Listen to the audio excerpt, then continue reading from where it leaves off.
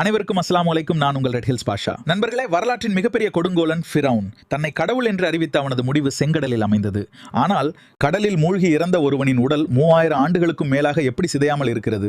1400 ஆண்டுகளுக்கு முன்பே குரான் சொன்ன அந்த அதிசயம் பற்றி இன்று பார்ப்போம். 1881 தான் உலகம் முதலில் அந்த உடலை பார்த்தது. ஆனால் இதற்கு 1200 ஆண்டுகளுக்கு முன்பே குரான் இதை பற்றி ஒரு தீர்க்க தரிசனத்தை கூறியிருந்தது. ஃபிரவுன் கடலில் மூழ்கி இறந்த அந்த நொடியில் இறைவன் அவனிடம் சொன்னதாக குரானின் அத்தியாயம் 10 வசனம் 92 கூறுகிறது. உனக்கு பின்னுள்ள நீ ஒரு அத்தாட்சியாக இருக்கும் பொருட்டு இன்றைய தினம் நாம் உன்னுடைய உடலை பாதுகாப்போம். கடலில் மூழ்கிய உடல் மீன்களுக்கு இரையாகாமல் அழுகி போகாமல் பாதுகாக்கப்பட்டது இறைவனின் மிகப்பெரிய அற்புதம். 1975 பிரெஞ்சு மருத்துவர் மாரிஸ் புக்கே இந்த உடலை ஆய்வு செய்த போது அதில் கடல் உப்பின் படிமங்கள் இருப்பதை கண்டறிந்தார். மற்ற மம்மிகள் மனிதர்களால் ரசாயனம் பூசி பாதுகாக்கப்பட்டவை. ஆனால் இந்த உடலில் உள்ள உப்பின் படிமங்கள் அவன் கடலில் மூழ்கி இறந்ததை உறுதி செய்தன. இந்த அறிவியல் உண்மையை குரான் சொன்னதை கண்டு வியந்த டாக்டர் மாரிஸ் புக்கே இஸ்லாத்தை தழுவினார். ஃபிரவுன் மூழ்கி 1873 ஆண்டுகளுக்கு பிறகு குரான் வசனம் வந்தது. குரான் வசனம் வந்து 1271 ஆண்டுகளுக்கு பிறகு உடல் கண்டுபிடிக்கப்பட்டது.